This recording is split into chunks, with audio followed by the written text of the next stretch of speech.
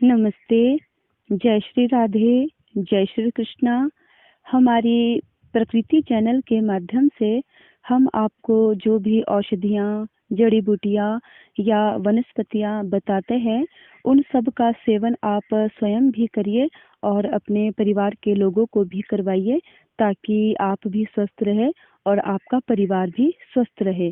क्योंकि हमारे आसपास जितने भी वृक्ष होते हैं, वो सभी हमारे लिए जीवन वरदान होते हैं।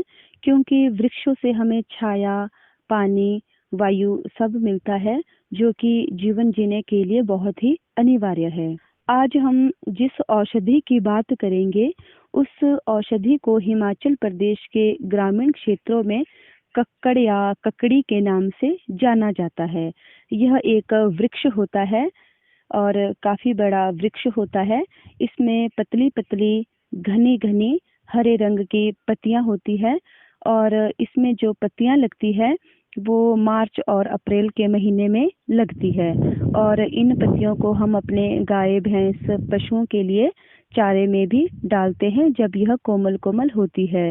लेकिन जब ये पत्तियां थोड़ी बड़ी हो जाती है, यानी जून जुलाई के बाद, तो उसके बाद पशु इसका आहार नहीं लेते हैं, क्योंकि यह खाने में खट्टी होती है। इस वजह से पशु इसे तभी खाते हैं जब इसमें पत्तियां बिल्कुल कोमल कोमल रहती है। कक्कड़ के पेड़ का रंग ब्राउन होता है और जो इसमें टहनियाँ होती है वो हल्के हल्के क्रीम रंग में होती है। जैसे हमारी सूखी हुई घास होती है, उसी रंग में कक्कड़ की टहनियाँ रहती है। कक्कड़ के पौधे में मार्च और अप्रैल के महीने में छोटे छोटे दाने लगते हैं, जिन दानों को हम ककड़ूड़ू कहते हैं और उन ककड़ूड़ू की हम चटनी बनाते हैं। उन ककड़ूड़ू की चटनी तभी बनाई जाए जब वो बिल्कुल कोमल होते हैं, यानी जो उसमें बीज होते हैं, जब वो सख्त ना हो, मतलब उन्हें हम आराम से चबा सकते हैं, उसी टाइम उसकी चटनी बनाएं। चटनी बनाने के लिए हमें एक कौली ककड़ूलू के दाने की लेनी है। उसमें पुदीना, नमक, मिर्च, धनिया, जो भी आप पाना चाहो वो सब पा सकते हैं और इसे आराम से बना सकते हैं। यह चटनी बहुत ही स्वादिष्ट होती है और ककड़ी के ककड़ूड़ू में विटामिन सी बहुत ज़्यादा पाई जाती है। दूसरी बात क्या है कि ये बहुत खट्टे नहीं होते हैं, मतलब जब हम इनको चटनी में लेते हैं तो हमें चटनी में मीठा डालने की आवश्यकता नहीं होती है, क्योंकि यह बहुत ज़्यादा खट्टे नहीं बनते हैं। इसलिए इसकी चटनी जो है वो सभी लोग आराम से खा सकते हैं। इस औषधि की जो विशेष बात है वो ये है कि अक्टूबर और नवंबर के महीने में इसमें एक कक्कड़ सिंगी होती है जो पक जाती है। वह कक्कड़ सिंगी बरसात के मौसम में लगनी शुरू हो जाती है, लेकिन जब वह थोड़ी पक के और बड़ी होकर तैयार होती है तो वह नवंबर के महीने में तैयार होती है। और जो खांसी के लिए रामबाण औषधि है। पुराने समय में जितने भी लोग होते थे या वैद्य होते थे, वो खांसी के लिए कक्कड़ सिंगी का ही प्रयोग करते थे, जबकि आज के समय में बहुत कम लोगों को इस औषधि के बारे में पता है। इस औषधि को खांसी के लिए कैसे इस्तेमाल किया जाता है, हम आने वाली वीडियो में आपको बताएंगे। कक्कड़ के पेड़ में घनी पत्तियां होने की वजह से इसके नीचे छाया भी बहुत घनी और ठंडी रहती है। ककड़ी के पत्तों का स्वाद हल्का खट्टा होने पर और टहनियों में हल्के मिठास होने की वजह से इसमें बाल वाले कीड़े भी बहुत ज़्यादा रहते हैं, जिसको कि हम अपनी ग्रामीण भाषा में झैंसण या लहसुन कहते हैं। यह एक बाल वाला कीड़ा होता है। अगर इस कीड़े के बाल हमें लग जाए तो ये चुभते हैं और हमें खुजली होती है और उस जगह पर स्वेलिंग आ जाती है। अगर किसी को भी कभी झैंसण के बाल लग जाए तो घबराए नहीं। उसके लिए सबसे पहले तो आपको क्या करना चाहिए, अगर आपके अपने सिर के बाल है तो बालों के साथ बाल रगड़ने से भी बाहर निकल जाता है। अगर आपके पास ऐसा साधन नहीं है तो आप राख के साथ भी इसके बाल निकाल सकते हैं।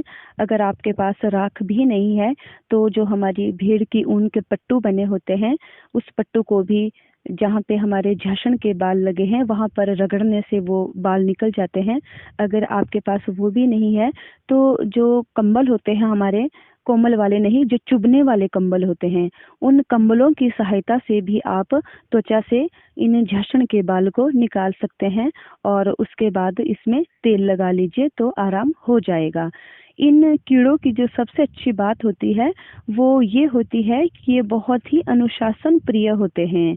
जब भी आपको कभी देखने का मौका मिले तो आप इस चीज़ को ज़रूर देखना कि जो कक्कड़ के पेड़ में झषणें होती है वो हमेशा समूह में रहती है और जब भी ये कहीं को चलती है तो बिल्कुल लाइन में चलती है, एक भी कीड़ा ऊपर नीचे नहीं होता है। और इस कीड़े का जो आकार होता है वो 1 से 2 इंच तक लंबाई रहती है और पतला होता है और सफ़ेद रंग के ये कीड़े होते हैं। हमारी प्रकृति में जितने भी जहरीले कीड़े होते हैं इन्हें कभी भी मारने का प्रयास ना करें, क्योंकि ये कीड़े इसलिए जहरीले होते हैं क्योंकि यह हमारे वायुमंडल में पैदा हुई जो जहरीली गैसें होती है उनको ग्रहण करते हैं। इस वजह से कीड़ों के बाल, नाखून, जिह्वा या दांत जहरीले होते हैं। इन्हें आप बचा नहीं सकते हैं तो इन्हें मारे भी नहीं, क्योंकि मनुष्य को स्वस्थ जीवन प्रदान करने में इनकी भी विशेष भूमिका रहती है। ये कीड़े अपने सीजन टाइम में ही उत्पन्न होते हैं और कुछ दिनों के बाद स्वयं ही लुप्त हो जाते हैं और जब इनका प्रजनन समय होता है उसी समय यह बाहर आते हैं, पेड़ पौधों में रहते हैं, अन्यथा ये हमें दिखते नहीं हैं क्योंकि ये भी अपना भोजन प्रकृति से ही प्राप्त करते हैं। इसलिए सभी को बचाना चाहिए और प्रकृति का संरक्षण करते रहना चाहिए ताकि मनुष्य भी स्वस्थ रहे और जितने भी धरती पर जीव जंतु है, कीड़े हैं, छोटे छोटे कोई रेंगने वाले जीव है, किसी को भी नहीं मारना चाहिए। आप स्वयं भी स्वस्थ रहिए, प्रकृति को भी अच्छा रखिए और सबकी रक्षा कीजिए। आशा करते हैं आपको यह जानकारी अच्छी लगी होगी। एक नई जानकारी के साथ फिर मिलेंगे, तब तक के लिए जय हिंद, जय भारत।